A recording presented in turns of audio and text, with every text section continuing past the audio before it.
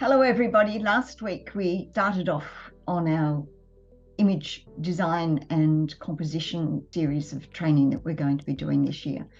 Last year we concentrated on all the technical analytical components of taking a good photo, and we looked at how to use our camera. And it's all very well knowing how to press the button and how to set up your camera, but if you don't know how to actually compose a shot, then it's going to be a fairly ordinary image. We came to the conclusion that the three aspects of an image is you, your camera, and what you're actually taking a photo of. But the fairy dust in all of that is your inspiration of what you want that image to look like, and how do you make an amazing image. And we distilled the components of what makes an amazing image. Essentially, there's three components to it. Most of us think only of the one that's aesthetically pleasing. Oh, it's a nice picture. But nice pictures are ones that you flip through in a book and you don't revisit. The images that you revisit are the ones that somehow tug your heartstrings, that you make you feel and are emotive and have a story. And that's the hardest ingredient to embed into an image, is actually having that narrative. So over the year, we're going to be talking about all of the symbolism in images that enable us to tell a story. And a lot of that symbolism also contributes to it being aesthetically pleasing. The one key component of a photographic image as compared to a artistic image that we paint is the timing, of getting the timing perfect. Sometimes in painting it's important because we want to paint at sunset and get the beautiful glowing colours. In photography, it's often about just snapping that right expression on someone's face, or the moment of touch, or when two elements come together spontaneously.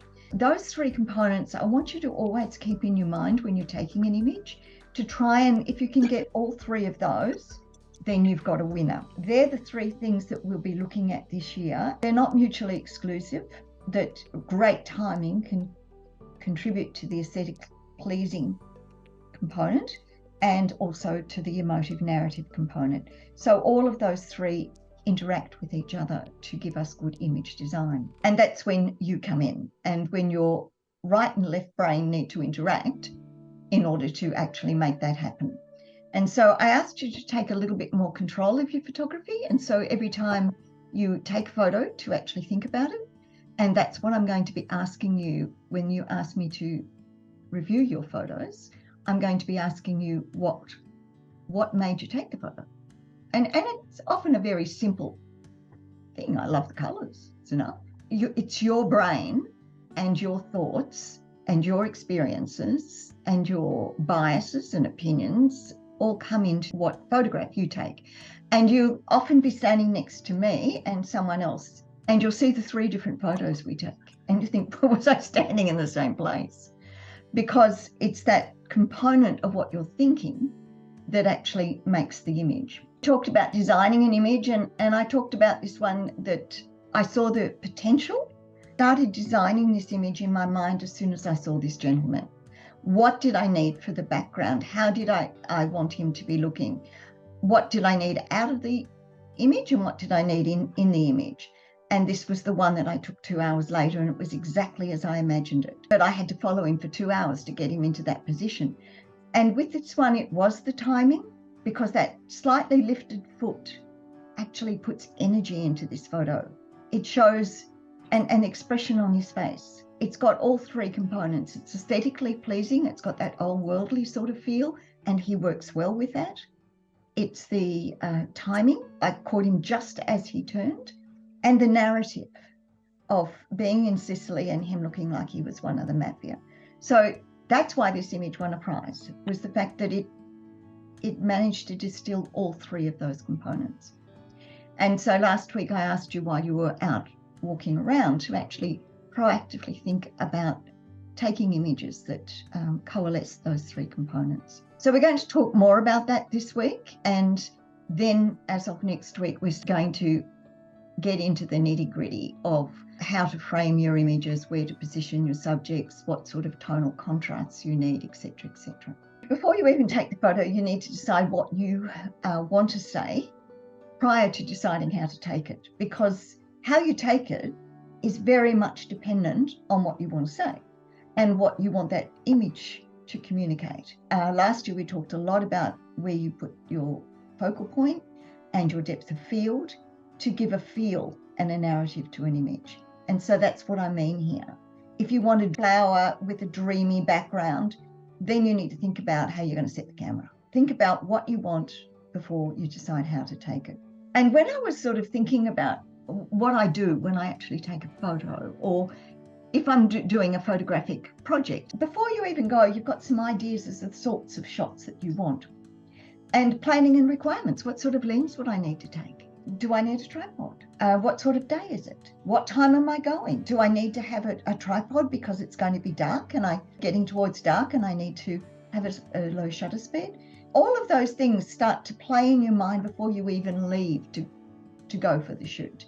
When you get there, you start to think about the design. Suddenly find these yachts, which is what I found. I was expecting them to be a lot more isolated, that I could take really great harbour shots, but we couldn't even get near the yachts. So you immediately have to sort of backtrack and rethink about how you're going to take these images. So that's the analysis and design. As you're walking up to it, you're thinking, oh, what's good here? How can I take this pier? I had a lovely little shack halfway along with a lovely window, so I use that for some framing. It's that thinking all the time as you're walking along the pier.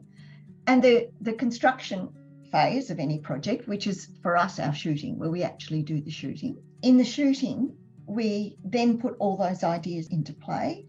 Then we look at the back of the screen and see, did it work?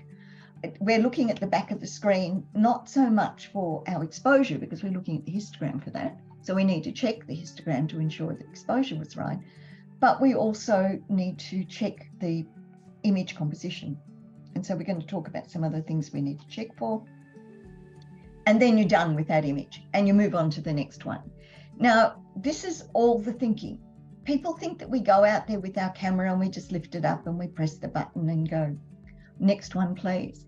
It's not that. Really good images are always about thinking. And I come home from shoots exhausted because I've done so much thinking. I've got here an example of an author doesn't just start writing and expect to produce a masterpiece. We can't just go out there with our camera, with whatever lens happens to be on it, and start pressing the button and hope we're going to end up with a great image. That's expecting a lot of fairy dust. A builder doesn't start laying bricks hoping he's going to build a fabulous house. You always need to stand back and plan and conceptualize and design and analyze before you start. And the same with your photography, is do a lot of thinking before you go. A photographer, just like all of these other creators, needs to conceptualize, plan, analyze, design, and test to produce amazing images. They just don't pop out of the camera. And good photography is not luck, it's 90% planning and problem solving. And if you ask any photographer that won a prize for a photograph, be prepared to sit down and hear a long story. It just didn't happen. They just didn't pick up the camera and press the button. There was a lot of planning that went into that. And I can almost say that's without a doubt. I always ask photographers when they won a prize for it, tell me about the background of that. Well, there's a massive background, and sometimes they went back 10 times to get that shot before they got it. So we need to start off with that conceptualizing. You need to work out, why did you stop? Why did you stop here and think to pick up that camera? And it's nothing fancy. Like, I'm not asking you for a Tolstoy novel on this. It can be just, I love the patterns in the water, the colors, or a kid at a birthday party, or the kids playing. We're having so much fun. I wanted to capture that moment. So the story and the narrative is very simple. It's nothing sophisticated. But what you've got to do is, once you've worked out what you're trying to capture, then you need to work out how would you capture that. If it's kids mucking around on a trampoline, well, the next how is, what shutter speed am I going to need that they're not going to be blurry? That I actually capture that? What focal length do I need to make sure that I get their faces sharp? Conception first, and then start planning. Have I got the right lens on the camera? Do I need to change it? Got to work out what's the main subject and try and make sure that you minimize the clutter in the background so that you actually get the main subject and position it accordingly. How do you make them stand out? Do you need to use your depth of field to do that?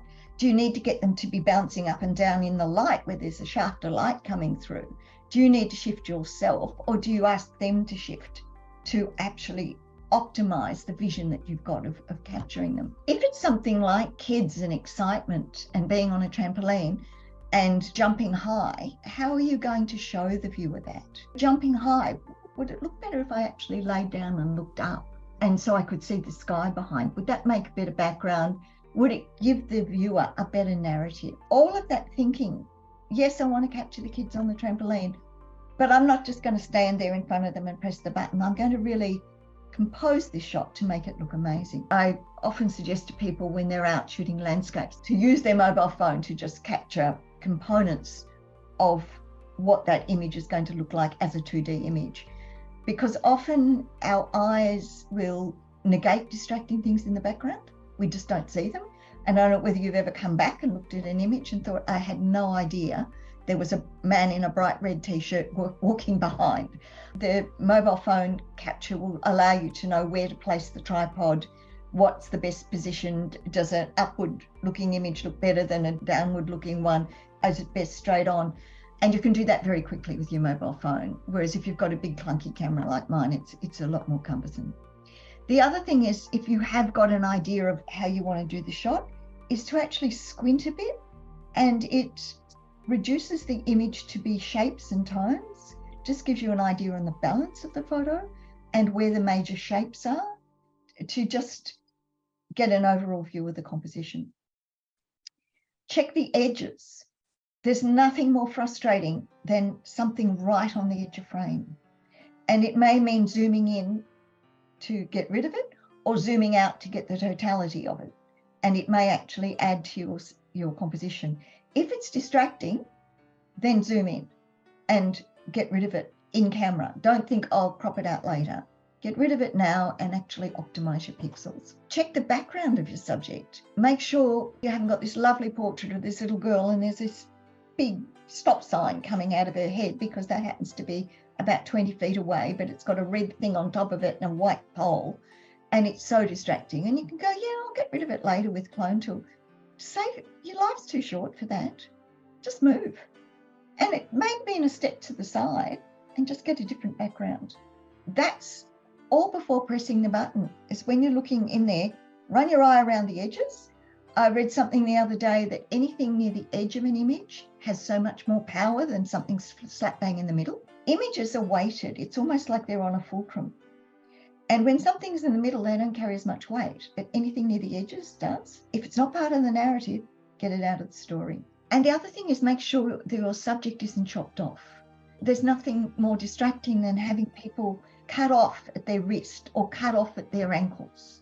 You can cut people off halfway down their thighs, halfway down their arms, but you don't cut them off at joints. It's stressing for the viewer to see people have their limbs amputated. Once you're up there, you've got all that, and you've decided where your subject is, and you think, I'd like that background a little bit blurrier.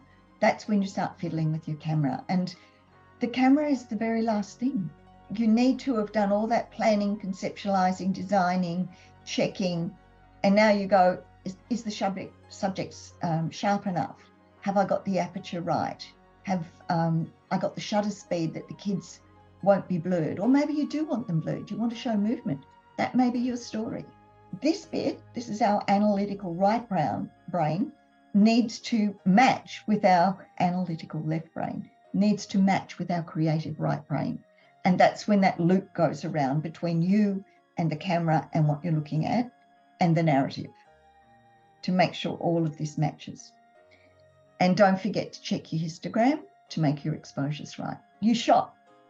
You need to check whether you need to reshoot. You need to check the image. So always check the exposure in your histogram. Don't look at the back of the screen and go, oh, it looks okay. As we've discussed, depends on the brightness of the sunlight, whether the LED screen on the back of your camera looks okay or not. It's the histogram that tells us whether the exposure is right or not. Is the focus sharp? And I know my camera shows me a red dot where the focal point was, to make sure that I actually focused on the subject. But you may want to zoom in, if you can, on the back of your camera to see, did you actually get it sharp? Check around the borders. when you're looking at that image in the back of your camera? Is there any distractions there? Do I need to reshoot it? Does the image feel balanced? We have almost an instinct to understand if an image feels balanced or not. Check for any bright spots. If there's really bright spots, you can see my image now on the screen. I've got these 2 white balls behind me, and you'll see they compete with the subject. Bright spots in the background will compete with the viewer's eye when they're actually looking. And yellow and red, you'll notice I'm always talking to you about be very wary of having yellow and red in the background because they compete with the subject as well. Whenever I am satisfied I've got the shot, I then play. Just a few minutes, it's all it takes. If I've taken a portrait shot, I'll try a landscape shot. I'll try one getting down, looking up. I'll try and climb a chair or a brick wall or something to get one looking down. I'll try some different apertures to get different depths of field. Zooming in, zooming out. There's nothing worse than getting home and going, I didn't quite get it. I thought I did, but I only took one shot. Having a bit of a play, it's the playing that I usually get my best images because I'm a very OCD, obsessive sort of person. You probably worked that out. And I get too analytical with my photographs. If I let go and just go, it doesn't matter, I've got the shot now, it doesn't matter what I do, I'm just going to have a bit of a play, I often end up with my best shots. Always have a go, get the shot, and then just have a bit of a play. Only takes a couple of minutes, and if it's a great subject, just go for it. Once you've done that, it's implementation. Accept the image and move on to the next one. I want you to think about what you shoot before you shoot. And next time, just go through some of those steps, even before you step out the door, the day before. Google it, think about what sort of shots are there as potential and what camera equipment, what in terms of lenses you're going to take with you, and do you need a tripod? So just revise your shooting strategies. Do you pre-visualize what an image should look like that you may be able to get out of this? Or do you just pick up the camera and press the button? Do you proactively look for good images? So that man walking around in the park, he was a good image waiting to happen. Look for good images waiting to happen. Kids playing with balls or dog running along the beach, just hoping it'll run into the water, just stuff like that. You're there ready with the camera when it does it. Check for composition in the back of the camera rather than brightness. And try shooting different ways for your subject. Do you just take one, or do you mix it up a bit so that you've got a selection when you get home? Consciously try and incorporate all these things into your photography.